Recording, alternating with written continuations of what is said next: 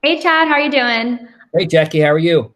Good. I wanted to circle back again today to discuss the LMBR webinar that we were getting into yesterday. Yep. Um, and I know we were kind of looking at this statistic that Monica mentioned, and I just wanted to bring it back to your attention and see what you think about it. So it's 91% of consumers start a local search first when looking for a business. Yeah, I mean that's mind blowing.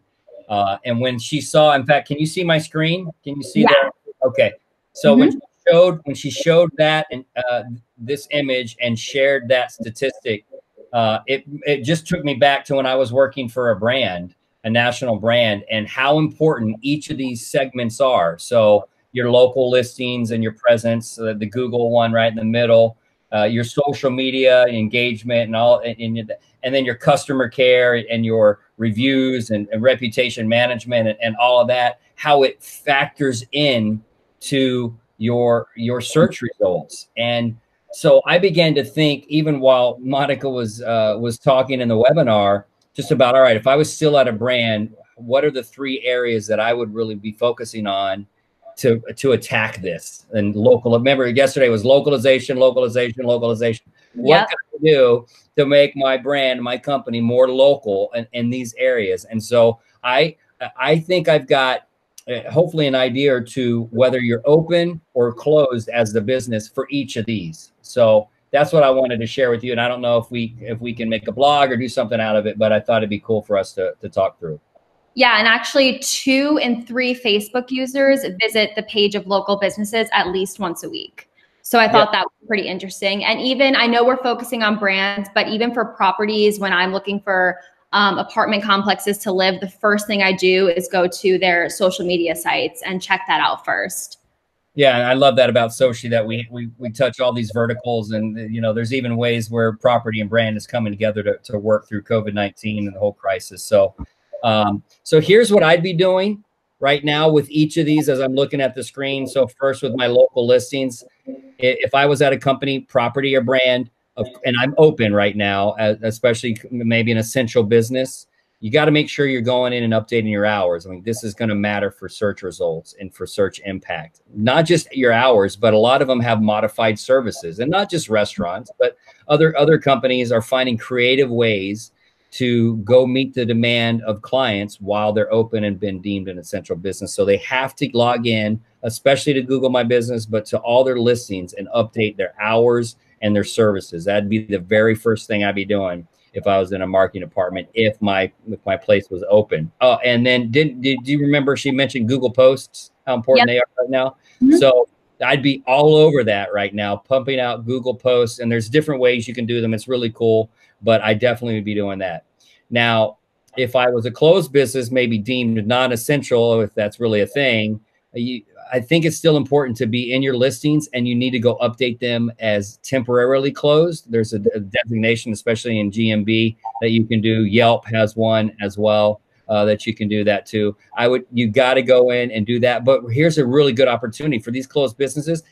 Most of them are sitting on hundreds of images in a camera roll that they haven't gotten a chance to upload to their listings. So here's a great opportunity to go clean your listings up, add images, and maybe add some alt tags and do some fun things with them, and really spend some time enhancing your listings. I think that'd be a really good thing to do. I think now more than ever, it's important to do things that you never really had time to do that really do play a huge impact in what your consumers see every day. So just like you said, something like adding images, that's going to like pay off in the long run. And that's something that a lot of business owners don't have time to do on a day-to-day basis. And especially in GMB, like there's literally Right. dozens of things that they could be Yeah. doing, but whoever has the time to do that. So, Right. if you're a brand, you could, and hopefully you have a platform where you can kind of proliferate all of that stuff down to all the local levels. But no matter what, you got to update your listings right now, whether you're open or closed. So moving on to the second category there, the social media and engagement category. Yeah, if I was open, I would be posting daily with updates to all of my social media channels on my business, whether it's showing how we're processing, clients' needs, how we're meeting them, hands-free, all the things that we're doing for sanitary purposes. And I would be showing that in videos and photos. I'd be posting that like crazy every single day. I'd start the day off doing that if I was an open business. And that kind of comes back to your messaging about the comeback. It's going to be different when everybody else, is able to emerge from social distancing. And the companies that have been able to stay open through this, they may have a bit of a head start here, but they want to at least start getting the messaging out there. Like, here, we've already started implementing this for now and then the near future of whatever it's going to look like is all said and done. Exactly.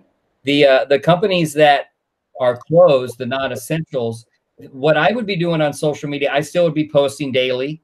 I'd come up with some creative ways to try and engage with my clients, to try to draw them in.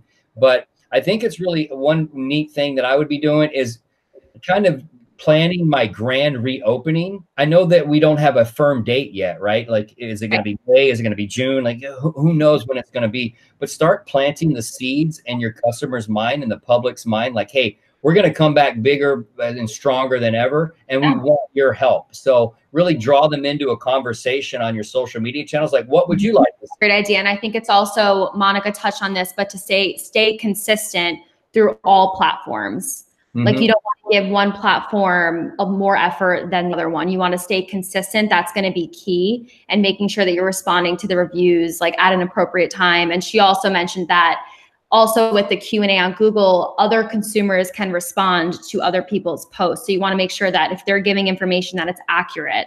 Right. Yeah. And speaking of reviews, that's the third category here, kind of, customer care and making sure that your reputation, that you're managing that. And especially Yelp. But Yelp kind of gets, is it really utilized enough? Or look at all the things that it influences, from Siri to Apple Maps and Alexa. And it's really a big factor. And so Yelp isn't the only reviews engine. Of course, Google My Business has, on a daily average basis, gets more reviews than all the other engines put together, pretty much. Facebook and their recommendations. But Yelp is such an influencer into your search rankings that I think right now, if I was an open business, I would be all over my Yelp account. I would be enhancing the profile. There's even, we talked about it a couple, maybe last week, about how they can go in, right, and edit. There's a COVID-19 bar on Yelp now that you can go edit. So they should do that. And it has its own separate landing page, and really be monitoring reviews, because clients right now, customers, are super sensitive, all tense, anxious. So who knows how they're going to react, and you don't want to have that verified Yelp review out there that you don't respond to. So really got to monitor those if you're an open business right now. I agree. I think those are great tips for anybody during this time. And after this is gone, hopefully, I think that's still going to be very important. I mean, even if you're closed, I mean, Yelp and all the reviews engines, like, I don't want to beat a dead horse, but you do have the time now. You might not have the resources because, a lot of places have gone through furloughs and downsizing and all that kind of stuff. So we get it. So hopefully, again, there's a platform that you can manage all this kind of stuff and not have to be diving in at, each and every single location. But you do want to be responding on a local basis. So whether it's having a dynamic tag where you post to social media that way, or whether it's you're diving into the local reviews, make sure if you're a closed business right now, you're monitoring reviews and you're responding on the local. When I was at the brand that I was at before, maybe 1 out of every 1,000 reviews was coming at the national level, right? And people aren't leaving reviews there. They're leaving them at the local level. So that's really where the customer care comes in. Yeah, so, that's where they're getting the experience. So that's where they're going to voice how it was and whatnot. Yeah.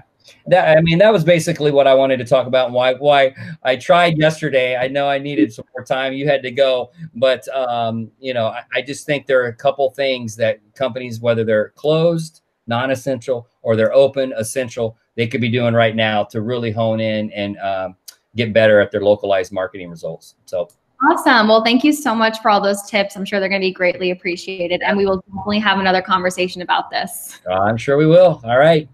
Bye, Chad. Thanks, Jackie. Appreciate it.